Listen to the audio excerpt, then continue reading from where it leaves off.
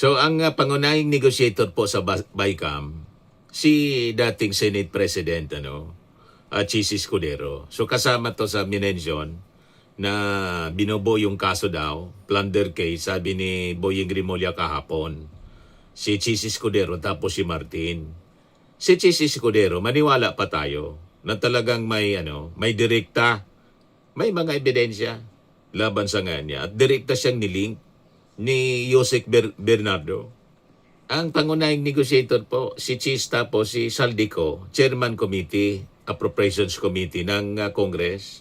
At si nahuli kam, mga kababayan, si Chis Escudero, 2 beses, not once but twice, pumunta doon sa Congress. Ano yung sadya niya doon? Tama?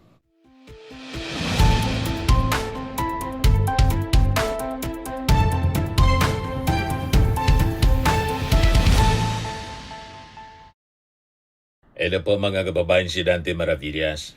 Linawin natin, nagpalabas na po ng press release ng statement yung kampo ni Martin Romualdez after na magpa-press con si Ombudsman Boying Rimulya kahapon at sinabing naganda na sila ng plunder case laban kay Martin pati si Chis Escudero. May relasyon sa flood control scandal. Plunder daw yung kanilang inihahandang kaso. So ito yung statement na pinalabas ng abogado ni Martin as published ng GMA. Sabi diyan, statement of Attorney Adi Fardo, lawyer, spokesperson of late Representative Martin G. Romualdez. We have taken note of news reports regarding the alleged preparation of a complaint involving Representative Ferdinand Martin G. Romualdez. To be clear, sabi niya, this refers only to a reported preparation of a complaint. There is no filed case, no finding of probable cause, and no determination of liability as of this time. Kasi siguradong aatake na naman po yung mga DDS influencers na puro sinungaling. Papakalat na naman po ng mga propaganda using the statement ng Ombudsman. Naganda pa man lang po, wala pang kasong final. We respect the processes of the Office of the Ombudsman and will fully cooperate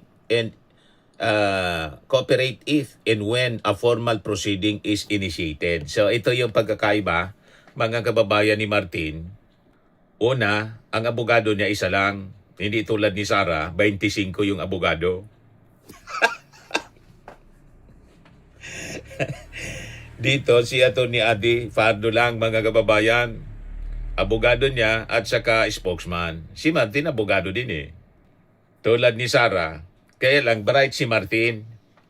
Kaya hindi niya kailangan ng isang batalyon, mga kababayan, na abogado. Tama na siya tapos isa mga abogado kasi para hindi naman siya madistract sa kanyang trabaho sa Congress.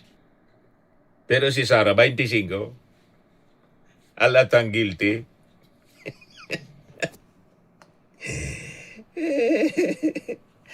At ready si Martin na harapin ito, mga kababayan. Nire-respeto niya yung proseso. Si Sara, puro technicality.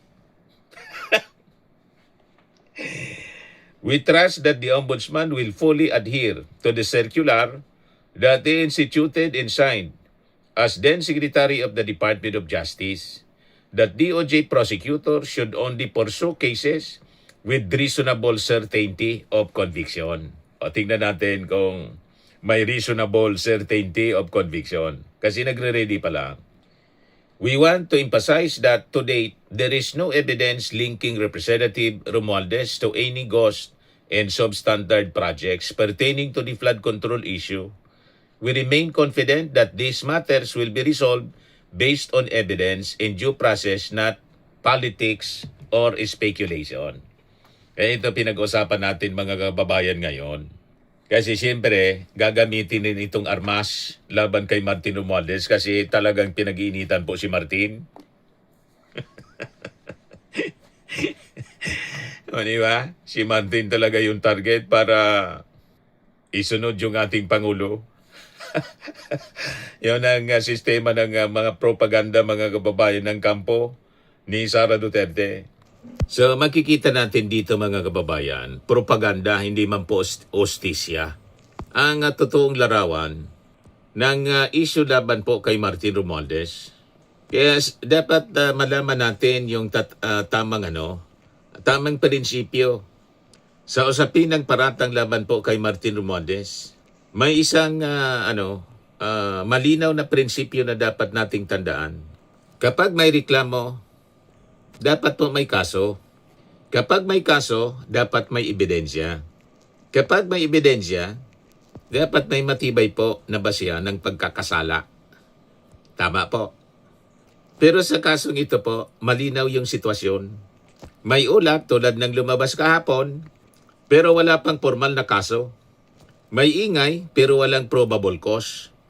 May paratang, pero walang napatunayang kasalanan. So dito mga kababayan, pumapasok yung tanong, kung may basihan talaga, bakit hanggang paganda pa lang ng reklamo?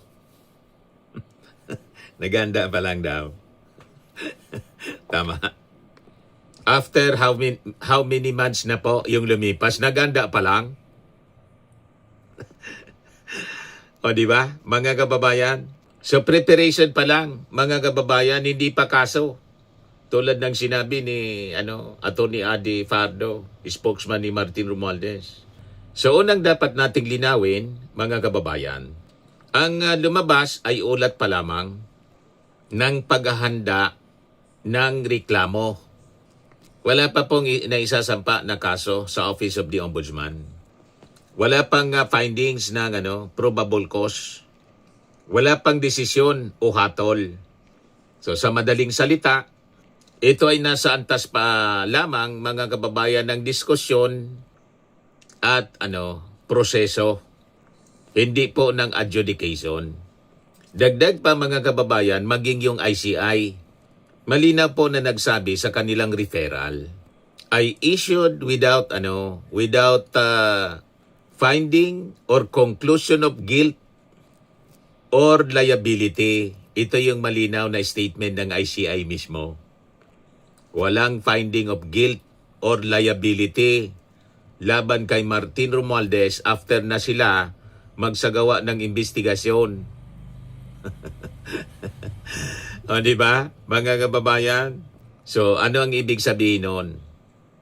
Ang ibig sabihin, walang napatunayan, walang hinatulan, walang direktang ebidensya na nakita po yung ICI laban kay Martin Romualdez.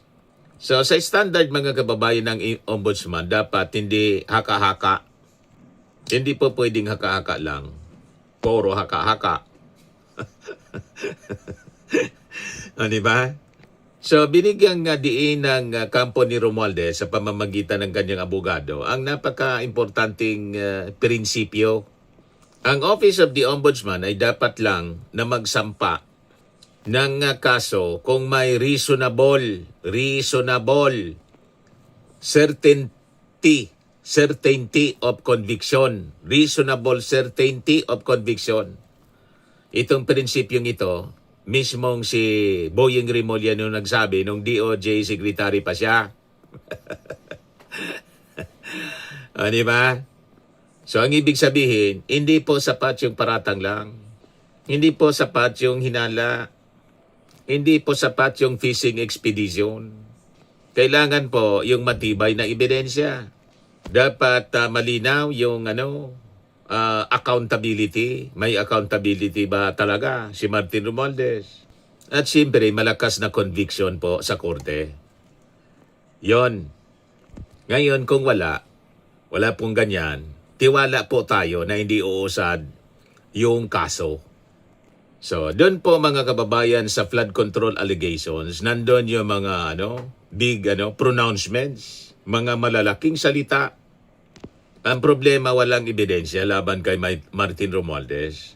Wala nga siyang pirma sa BICAM. Tama? So isa mga kababayan sa pinakamabigat na paratang ay tungkol sa flood control projects. Pero nakikita natin hanggang ngayon, wala man pong direktang dokumento na nag-uugnay kay Martin Romualdez sa mga tinatawag po na ghost projects. Walang ebidensya, mga kababayan, ng substandard implementation na nakaangkla sa kanya mismo. Ito ay nananatiling general accusations lang na wala pong specific na pruweba. Di ba, mga kababayan, may naalala kayo? Wala, di ba? At naalala ninyo, kinumpirma mismo ng ating Pangulong Bongbong Marcos noon na si Romualdez ay hindi kabilang sa listahan. Sa anumang listahan na direkta pong may kinalaman sa flood control anomalies. Sa isang interview, mga kababayan. At mismong si Senador Ping Lacson, Chairman Committee on Blue Ribbon Committee, na kilalang maigpit laban sa paggamit ng pork barrel, ang nagkumpirma noong January pa lang, mga kababayan, na wala siyang nakitang ebidensya na nag-uugnay kay dating Speaker Martin Romualdez sa sinasabing anomalya sa flood control. So sa reality check, mga kababayan, ang paratang na walang ebidensya ay nagiging katotohanan kahit paulit-ulit na sabihin. Wala pong smoking gun laban kay Martin Romualdez kahit po sa report ng ICI. By the way, ibigay ko muna sa inyo yung report sa mismong podcast ng ating Pangulong Bongbong Marcos. As published by Inquirer noong September 9, 2025, sabi dyan, Marcos comments on Romualdez being linked to infra kickback mess. Naalala ninyo itong podcast niya? Mga kababayan? Yan ang sabi dyan. President Ferdinand Marcos Jr. on Tuesday stressed that while name dropping is not a crime, using another person's name to still constitutes one. This was his response to allegations made by contractor couple Pacifico Curly Discaya and si Sara Discaya, who claimed that the name of House Speaker Martin Romualdez Marcos cousin was being used to obtain commissions from infrastructure projects. In a sit-down interview with the media, Marcos was asked about the couple's accusations. We will have to look. If it is true, then there's really a problem because it was indeed ordered, said Marcos in Filipino. Sabi ng ating Pangulo, if it is true niya, then it is true. But if it's just hearsay or mere speculation, we will also show that it's nothing more than speculation. But we cannot come to any conclusion yet now. Wala pa yung Investigative Independent Commission. O ngayon, in-invite ng ICIC Martin at sa kanilang referral sa Ombudsman, walang findings of guilt yung ICI kay Martin Romualdez. Di ba, mga kababayan? O ito naman yung statement ni Ping Lacson, January 12, 2026. To House Representatives back Lacson, no evidence linking Romualdez to flood control mess. Yan yung statement, mga kababayan, ni Lanao del Sur, 1st District Representative Sia Alonto Adjong and Deputy Speaker Ronaldo Pono. The lawmaker also cited Lacson's statement that no witness had directly implicated Romualdez except Orly Gutesa, the whistleblower floated by Senator Rodante Marcoleta. Gutesa's testimony remains unsubstantiated and he failed to appear before the DOJ, the Office of the Ombudsman, or the ICI to affirm his claims under oath. After nabanggitin yung pangalan ni Martin Romualdez, in-invite ng DOJ, nagtago na.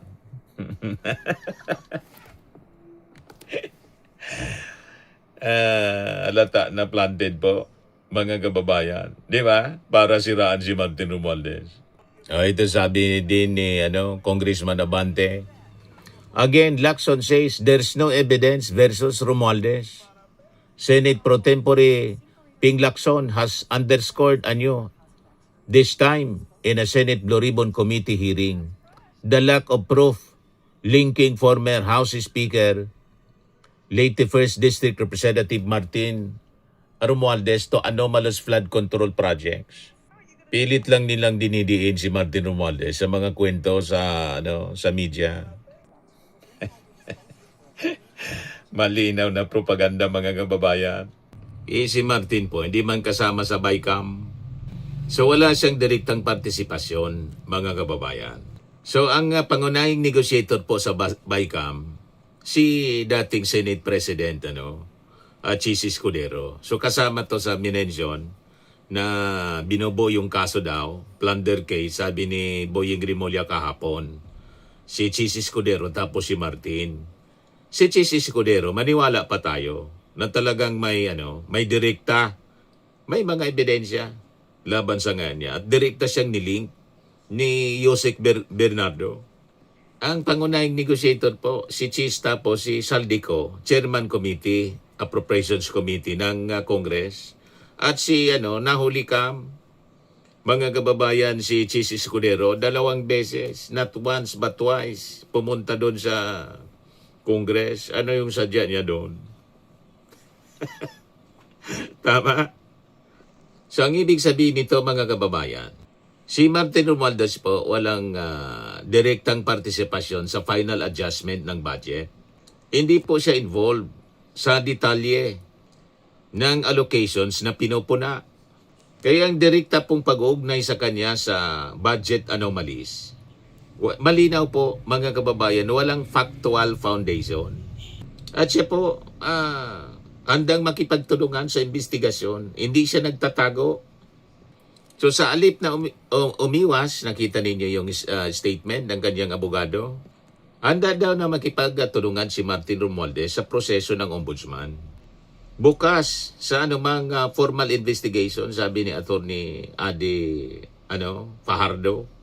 So ito yung tanda ng posisyon, mga kababayan, na si Martin may kumpiyansa siya sa sariling record. Madaling sabi, wala siyang tinatago, handa siyang dumaan sa due process. Tama po. Hindi tulad ni Sara, umiiwas sa due process. Si Saldico tumakas. Si Martin nandito po. Ready siya to face the music, ika nga. Simple logic po, mga kababayan. Ang taong may sala, umiiwas at nagtatago.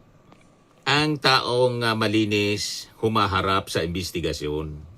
Ebidensya dapat, mga kababayan, hindi yung puro politika lang. So dito po, mga kababayan, nagiging malinaw ang tunay na issue. Ang mga ulat na wala pong kasamang kaso, nagiging instrumento siya ng political narrative. Ang media exposure ay nagiging kapalit ng legal process. Yung mga espekulasyon ay pinapasa bilang katotohanan. Pero sa ating batas, mga kababayan, yung mga opinion ay hindi po yan ebidensya. Ang paratang ay hindi po siya hatol. Ang ingay, hindi po siya katotohanan. So kung seryoso po yung akusasyon, dapat may kaso na noon pa. Dapat may nakita ng ebidensya kasi matagal na yung investigasyon. So dapat may paninindigan po sa ilalim ng panunumpa. Kasi kung wala, nananatili lang itong ingay sa politika, political noise. So ngayon, isuma natin, pagsamasamahin natin ang kwento. Walang formal na kasong naisampa. Walang finding of guilt sa ICI. Walang probable cause na nailatag. Walang direktang ebidensya sa flood control allegations. Hindi po kasama sa BICAM si Martin Romualdez. Wala yung pangalan niya doon, wala nga siyang pirma. Si Chis mayroon. Taga si Saldico, kasi chairman. Si Chis, dapat hindi man siya kasama, sinama niya yung kanyang sarili at may pirma. At kinimpirma mismo ng ating Pangulo, wala sa listahan si Martin nang may mga anomalya. Ang referral ng ICI ay procedural, hindi hatol. So ito po ay nagpapakita ng isang bagay. Wala pong legal na basihan yung mga paratang kay Martin Romualdez, yung ang malinaw po, lumabalabas dito sa mga kwentong ito. So ang tunay na tanong, kung may matibay na kaso po, bakit wala pa sa korte? Tagal na ng investigasyon, di ba? Bakit wala pang ebidensya na nailalatag? Bakit puro ulat lang, walang aksyon? So kung may ebidensya po, tama lang, iharap sa ombudsman. Kung may kaso, patunayan sa korte ni Martin Romualdez na malinis nga siya. Pero po, kung puro paratang lang, hindi yan po ostisya. Kundi ingay lamang mga kababayan na naisasamantala ng politika sa Pilipinas. Tama, mga kababayan? Sa mga naghanap ng malinis and spacious fitness gym, pumunta lang po kayo sa aming Colossal Fitness Gym. We also offer Grab Car Rental with our brand new 2023 model ng Toyota Innova. We also accept booking for those who are planning to travel via PAL, Cebu Pacific, and other airline companies, local and international, and bills payment for Meralco Bills, PLDT, Aleco Bills, etc. Ang Colossal Fitness Gym is located at 3rd floor Security Bank Building, Landco Business Park, Legazpi City, Albay. For inquiries, look for Chilon Maravillas. Contact number 0966-802-0949. Yan yung aming Innova. Lagi na pong matao sa amin. Pati mga foreigners po, tingnan ninyo. Mga British tourists sila. Ang lalaki ng katawan na, mga kababayan, nag-gym sa amin. Ito naman po, Indian National. Ito mga mga European sila. Ito naman yung bago naming product na binibenta online, Eye Glow Serum. Whitening po siya galing sa South Korea. Tingnan ninyo yung epekto sa aking anak na architect entrepreneur, Riz Maravillas. For inquiries, look for Riz Maravillas on FB. Ito naman po, Fairmax Firming and Lifting Cream. Pinapahid po sa mga pulses in other affected area. Pahinaan po ito sa mga pains at paninigas na mga kaso-kasuan. Ito po, Automax Radiant Serum. Sa mukha naman yung application. Anti-aging po siya. You will look 10 years younger than your age. Ito naman po yung bagong product naming binibenta online. I am a worldwide amazing pure organic barley powder drink mix from Australia. Mainam po ito sa mga cancer patients. Tingnan ninyo itong cancer patient, mga kababayan. Cancer-free na po siya ngayon. Si Yuritan, ovarian cancer survivor, sabi niya, barley did not just save my life, it gave me a new life. In 2019, Yuli faced the fight of their life. Through surgery and harsh chemotherapy, I am worldwide amazing pure organic barley became her source of strength.